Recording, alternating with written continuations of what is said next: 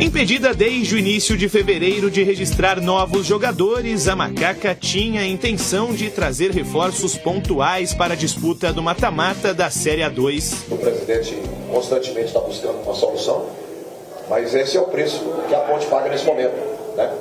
Mas acima de tudo me preocupa porque eu falo para vocês, eu tenho um ou outro jogador aí que não pode machucar. Você entende? Eu tenho um ou outro jogador que não pode machucar. Porque eu não tenho umas características semelhantes. Se o Pablo sente de novo, você entende? Nós vamos ter problema. Confio, vou resolver, o treinador está aqui para solucionar os problemas, mas estava previsto sim.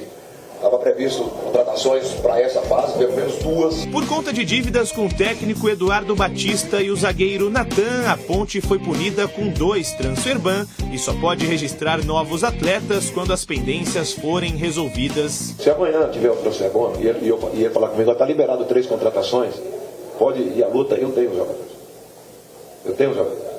Sério? Então, o meu problema aqui é esse. E esse problema não é criado pela direção, não. A direção está de mãos atadas, tanto quanto eu. Em entrevista à Rádio Bandeirantes, o presidente Marco Antônio Eberlin falou sobre o assunto e tranquilizou a torcida, dizendo que reforços virão para a disputa da Série B do Campeonato Brasileiro. Dentro dos próximos dias, isso estará resolvido. A Ponte está resolvendo o transferban. A Ponte vai estar liberada para inscrever seus atletas da base, vai estar liberada para contratar jogador.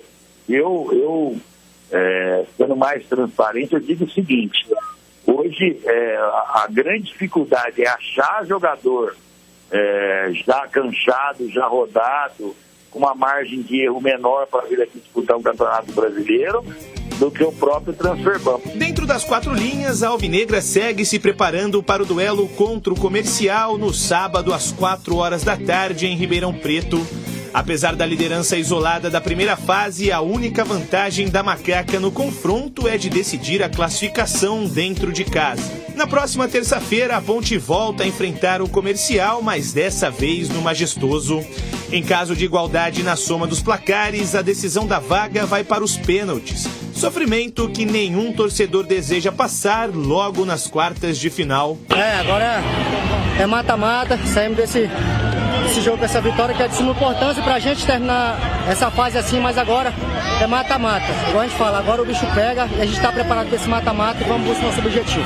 Titular na última rodada, Arthur é peça confirmada para a partida contra o Comercial. Além dele, quem também vai iniciar entre os titulares é Matheus Jesus, que cumpriu suspensão contra o Noroeste. Por outro lado, Hélio dos Anjos, que levou o 3º cartão amarelo na última rodada, desfalca a equipe alvinegra na beira do gramado. E para quem quiser comparecer ao estádio Palma Travassos, a Ponte iniciou hoje no Majestoso a comercialização dos ingressos para a partida. O Comercial disponibilizou 5.000 lugares para a torcida alvinegra. Os primeiros 3.500 ingressos serão vendidos pelo valor promocional de R$ 30 para todos os torcedores. Depois, os restantes serão vendidos por R$ 60 a inteira e R$ 30 a meia entrada. Bem, vamos falar da Ponte Preta antes de falar do time que joga lá em Ribeirão Preto contra o Comercial no sábado, sobre a entrevista que o Marco Eberlin deu à Rádio Bandeirantes ontem no programa Esporte em Debate. Falou do assunto transferban e explicou que está muito próximo de um acerto com os... São 2 treinadores, o Chamusca e também o Eduardo Batista, e o Natan, zagueiro que jogou na Ponte e está jogando no Atlético Mineiro. Chegando a um acordo de pagamento, né, dos débitos que a Ponte tem, ela será liberada para inscrever jogadores para a Série B do Campeonato Brasileiro. Ótima notícia, o próprio presidente, na fala dele, tranquilizou os torcedores da Macaca, dizendo que a Ponte vai ter um time forte na Série B, inclusive lutando pelo acesso. Dos 3 problemas que têm que ser resolvidos para resolver o transferban, segundo Eberlin, 2 já estão alinhavados. Não está fechado, que falta o 3º. Está costurando negociação, como paga, de que maneira paga, quanto vai pagar. Enfim, eu também gostei da entrevista e achei que ela traz esperança. Agora só falta a concretização. Não é uma coisa fácil de ser resolvida, mas Para mim ficou muito claro, o Eberlin é um cara que comunica muito fácil, deixou na entrevista a esperança que nos próximos dias o acordo vai acontecer. Aí a Ponte resolve efetivamente essa coisa de não poder contratar jogadores. Gleger. Até porque não tem outro caminho, né? Não tem outro caminho. Ou paga ou paga. Ou paga ou vai disputar para rebaixamento. A gente sabe, não que o pessoal que está aí não tenha condições. Mas, pô, você vai entrar numa Série B, você precisa reforçar o time. Está vindo de uma Série A2 de Campeonato Paulista e vai entrar numa Série B de Campeonato Brasileiro. Um campeonato longo, onde você precisa ter alternativas. Né? Então, assim, foi muito esclarecedora a entrevista e a gente tem a expectativa de que se resolva o mais rápido possível. Tudo bem, o foco ainda é a Série A2, o foco é o acesso no Campeonato Paulista, mas automaticamente você já tem que começar o planejamento lá para a Série B para largar bem na competição. E a gente viu que nos últimos anos a Ponte teve problemas, dificuldades aí no início, como ano passado, por exemplo, né, que depois se recuperou nas mãos do Hélio dos Anjos. Mas tem que estar muito atento e a expectativa é de que se resolva o mais rápido possível para poder começar a contratar jogadores.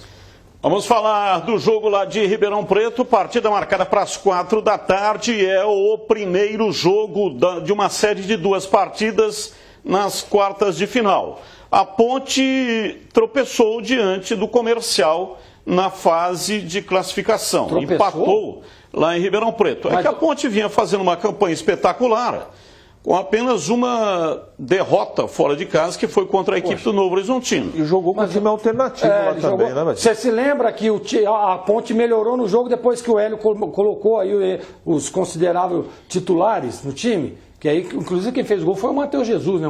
Mas fez o gol há 50 minutos. Mas eu não vejo como tropeço, não, Batista. Jogar lá é difícil.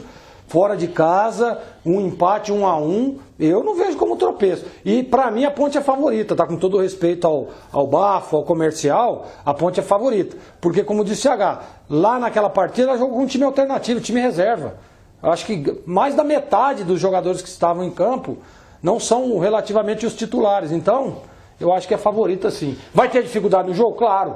O jogo é difícil, duro, mas eu ainda acho que a Ponte daqui para frente não tem o que fazer, né? Não tem mais. Aí você tem que matar o bicho, porque senão ele cresce e vai abocanhar você. Agora, o CH, o Hélio dos Anjos vem insistindo aí com o Júnior Tavares. Inclusive caiu fora da Copa do Brasil com o Júnior Tavares. Curiosamente, ele usou uma formação diferente diante do Fluminense do Piauí, colocando o Filipinho. E aí no jogo diante do Brasil de Pelotas, veio com o Júnior Tavares para poder colocar o Matheus Jesus um pouco mais à frente para fazer aquela função do Elvis, que está aí no departamento médico. Aliás, está na transição, mas talvez não seja utilizado nessa partida em Ribeirão Preto. Você acha que ele vai insistir com o Júnior Tavares, que é um jogador que deixa o time mais lento? Ele tem uma certa dificuldade nessa transição. Ele é lateral esquerdo e está jogando no meio, porque o lateral esquerdo é o Arthur.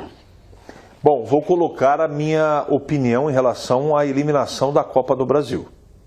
Na Copa do Brasil, naquele jogo famigerado contra o Brasil de Pelotas, lá em Pelotas, o time não perdeu porque ele escalou o Júnior Tavares.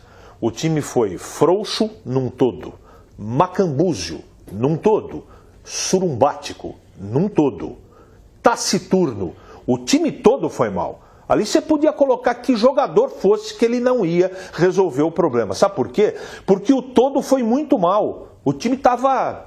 Nem parecia que era uma decisão de Copa do Brasil. O time não foi lá para Pelotas, essa é a grande verdade. Além da competência da marcação e da catimba do time da casa. Ponto. Eu também não acho que esse seja o grande problema. Apesar de concordar, se eu fosse escolher, o meu time não tem o Júnior Tavares. Mas não acho que é um jogador que prejudique o time, que o time jogue tão mal assim, ou fique tão lento assim. Eu gosto da qualidade técnica dentro do campo. E o que eu faria? Eu colocaria Cássio Gabriel.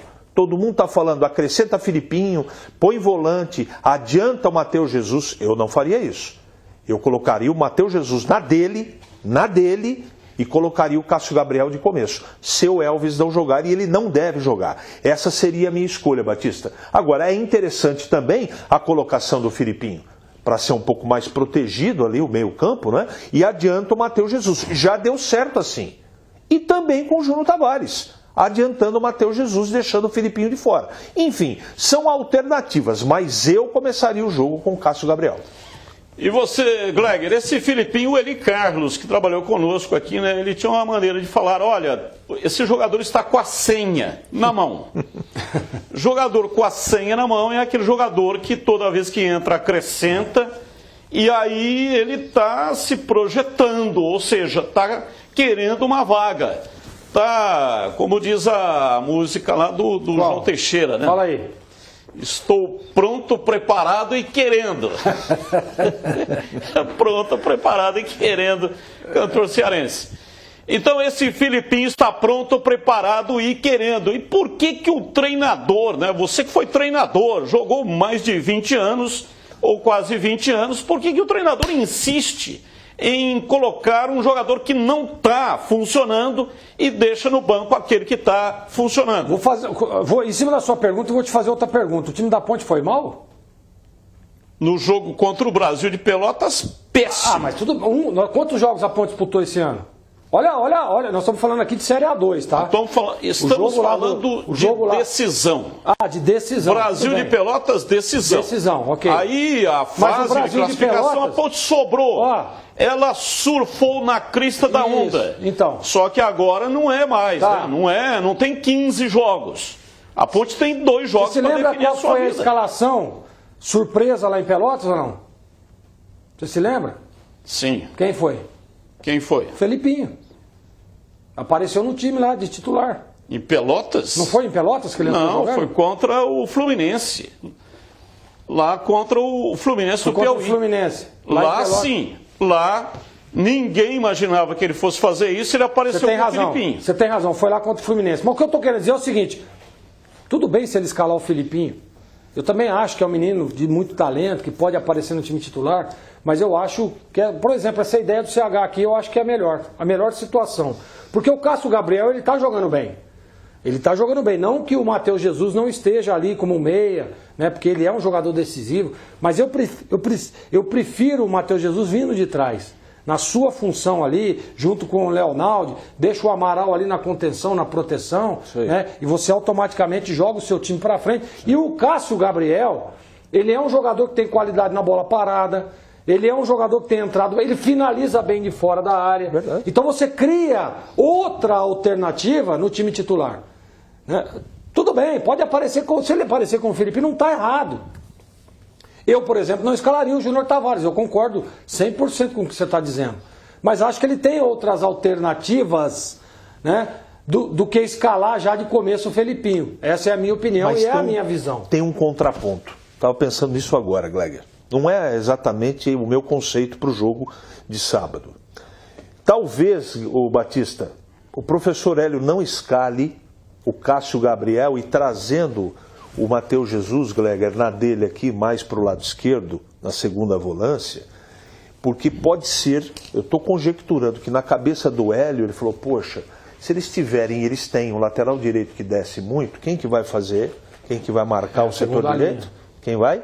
Matheus Jesus. E aí fica a pergunta, um cara com o talento dele, com a chegada muito boa dele à frente, eu vou metade do jogo, ou boa parte do jogo, esgotar a energia dele marcando o lateral, porque essa é a função do Júnior Tavares ali. Então, entenda, eu estou sugerindo o Cássio Gabriel, mas eu tenho que pensar também nessa possibilidade que deve estar passando na cabeça do Hélio. Espera um pouquinho, eu vou cansar o Matheus, você tem o Elvis dentro do campo, é uma coisa, mas não tem, apesar do bom momento do Cássio Gabriel. Então a tendência, não é o que eu faria, é que ou jogue Filipinho, ou jogue Júnior Tavares. Eu acho que o Cássio Gabriel de começo é a menor das possibilidades.